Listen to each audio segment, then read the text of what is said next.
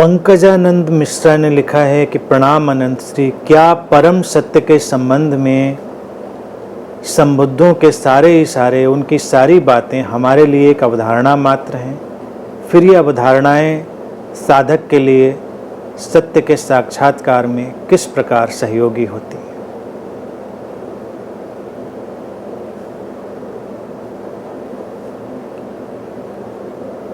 निश्चित ही पंकजानंद जी, प्रत्येक बुद्ध, प्रत्येक गुरु की प्रत्येक बात मात्र अवधारणा है, इशारा है, लेकिन सहयोगी है।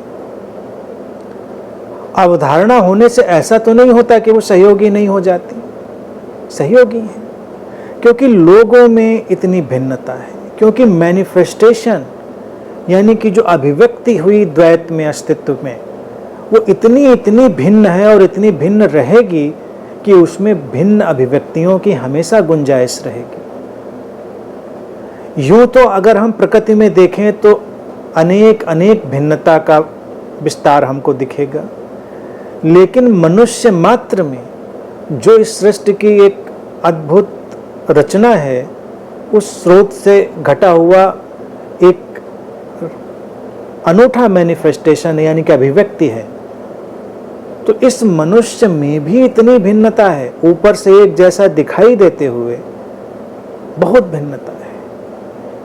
लगता है कि सब एक जैसे हैं, एक जैसे हैं भी मूल रूप में, लेकिन उनके भावना के ढंग, उनके सोचने के ढंग, उनके तौर तरीके तमाम भिन्न हो सकते हैं। उनको किसी भी चीज़ को रिसीव करने का तरीका भिन्न हो सकता है, बहुत कुछ भिन्न हो सकता है। तो उस भिन्नता को संबोधित करने के लिए अस्तित्व में ऐसे बुद्धों और गुरुओं की रचना भी होती है जो उस ढंग से संबोधित करेंगे। किसी को किसी कोण से बात समझ में आएगी, किसी को किसी कोण से बात समझ में आएगी। इसीलिए इतने गुरु, इतने बुद्ध होते रहे हैं, हो रहे हैं, आगे भी होते रहेंगे। किसी एक की बात सबको समझ में आ जाए ऐसा तो होता नहीं। अच्छी लग सकती है, लेकिन बात उतर ही जाए भीतर, ये जरूरी नहीं।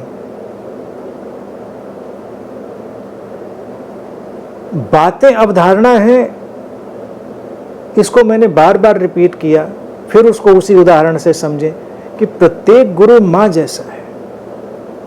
वो तुमको मान लीजिए कोई भी पोषण देना चाहता है, यानी कि उसका तो पोषण यही है गुरु के माध्यम से कि तुम्हारे भीतर जागृति घटे। माँ का भी रोल वही होता है। तुमको वो कोई चीज खिलाना चाहती है और जानती है कि ये तुम्हारे लिए बहुत उपयुक्त है।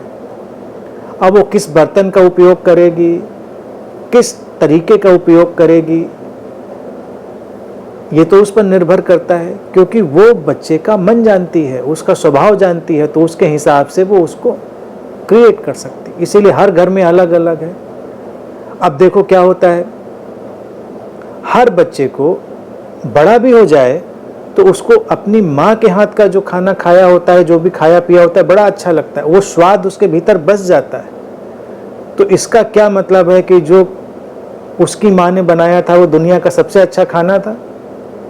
हो सकता है बहुत ही ऐसा हो कि कोई दूसरा बच्चा ना खा पाए उसको, लेकिन वो बच्चा खा रहा था, उसके लिए वो जरूरी था, उसकी ट्यूनिंग अलाइनमेंट बैठी थी, वो जरूरी था।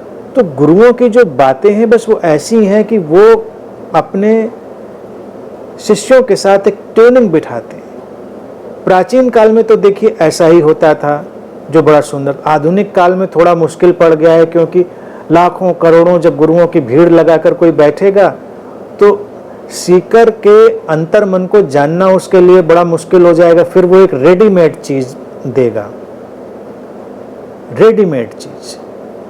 अब रेडीमेड भोजन तो रेडीमेड है, उसमें एक रेडीमेड स्वाद है, अच्छा लग सकता है, और इल्यूजन पैदा करने वाला, जैसे रेडीमेड खाने हमारी जो जबान पर एक स्वाद पैदा करते हैं, जो MSG पड़ा होता है, मोनोसोडियम ग्लूटामेट, वो कहते क्या करता है, वो MSG हमारी जो टेस्ट बर्ड्स हैं उनको कंफ्यूज कर देता है, उनके स्वाद को वो भ्रमित कर देता है, इसीलिए उनका एडिक्शन होने लगता है।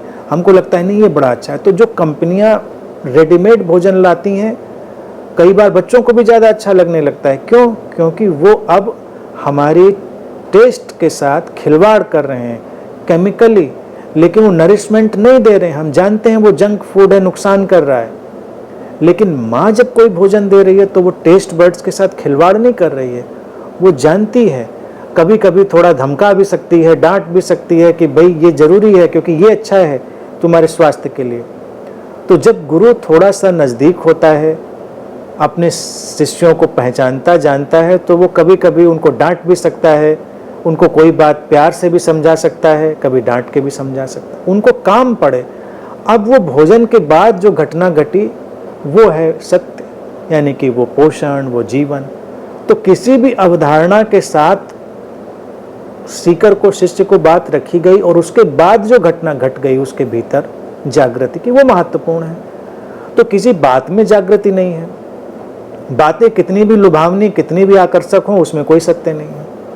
इसीलिए अवधारणाओं की कोई लड़ाई नहीं होनी चाहिए, अवधारणाओं का कोई लट्ठम लट्ठ नहीं होना चाहिए कि नहीं ये सही है ये गलत है। सब सही है और एक ही साथ सब गलत है।